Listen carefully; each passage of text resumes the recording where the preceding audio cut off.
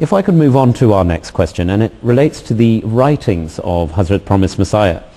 And again, we've received this question through, and I'll repeat it here. It's Baraheene Ahmadiyya, which was the crowning achievement of Hazrat Promised Messiah, according to the questionnaire as well, has 5 volumes. The first volume, according to the questioner, is just an advertisement. The second volume is an introduction where he claims he will give 300 arguments in favor of Islam. The fourth volume starts with the first argument that there is no big footnote that goes through 2 volumes, which is a footnote to number 11. I will stop there because the question itself becomes quite confusing, but the essence is they're asking about the credibility here of Baraheene Ahmadiyya. Dr. Zahid. What we have to understand is that the Promised Messiah alayhi salam, as the Masih and Mahdi, was said that he would come and he would distribute wealth amongst people. And we know that of course this is not material wealth, but it is spiritual treasures that he would distribute. And I'm surprised that the questioner asks these questions about the writings of the Promised Messiah when he can see, he can have access to the writings of the Promised Messiah as they are out there on our websites as well. The whole of the life of the Promised Messiah alayhi salam was overrun with his defense of Islam at that time.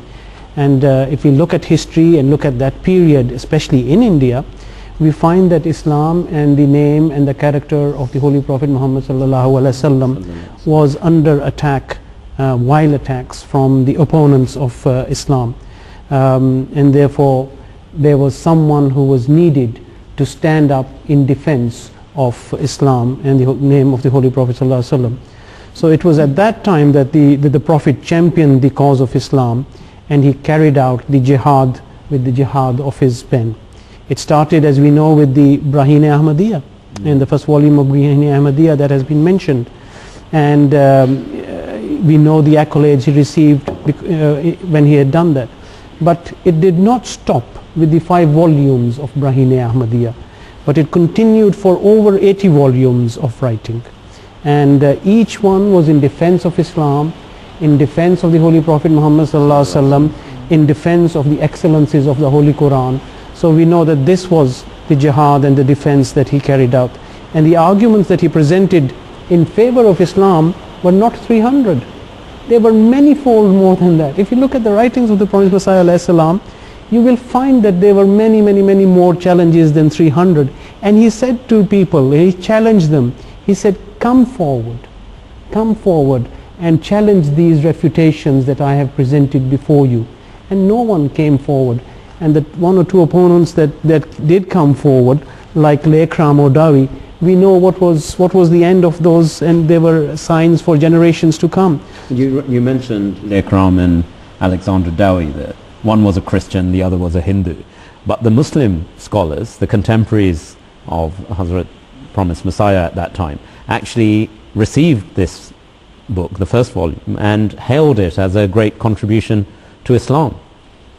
Yes, when Baraheene Ahmadiyya, the first volume, was published, the Promised Messiah received great accolades, did he not, at that time? And we know what happened. Actually, I've got one reference here. By all means. I'd like to present to add on to what Dr. Zahid Khan Sahib has just said.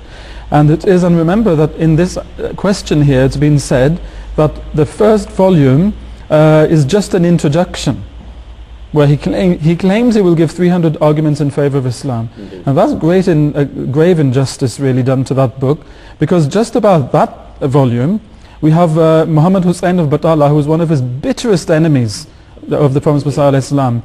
And he said something which speaks for itself about this book. And he was a scholar of Islam. Of course he was. Yeah, he said, and this was published in the Isharat al-Sunnah, volume 7 of June to November 1884 in India. He said, in our opinion, this book in this age and in view of the present circumstances is such that the like of it, if it has not been written up to this time in Islam, and nothing can be said about the future, he said that it's such that the like of it has not been written up to this time in Islam. Such a big claim that during the 1300 years of Islam till then, nothing the like of it had been written in his opinion. He said nothing can be said about the future. Allah may bring about another affair after this. He said its author too has proved himself firm in helping the cause of Islam with his property, with his pen and tongue, and with his personal religious experience to such an extent that an example of it is rarely met with among the Muslims who have gone before. If anyone looks upon these words of ours as an Asiatic exaggeration, let him point out to us at least one such book as has in it such forceful refutation of all classes of opponents of Islam, especially the Arya Samaj, and let him give us the addresses of 2 or 3 persons, the helpers of the cause of Islam, who besides helping Islam of their properties and their persons and their pens and their tongues, have also come forward with their religious experience and have proclaimed as against the opponents of Islam and the deniers of revelation the manly challenge that whoever doubted the truth of revelation might come to them and witness the truth thereof, and who have made non-Muslims taste of the same. And I take it no one came forward. No one came forward. So he said, if you say that this book is, is nothing, then bring the like of it then. And he's an enemy of the promised Messiah speaking here. He said, nothing like this has been written, such a great book. And not only that, it's full of the challenge, the manly challenge, that if you doubt what I'm saying, then I am a recipient of revelation. Come to me and I'll show you what I say is true. You see, he said, who has done this with such courage? Nobody.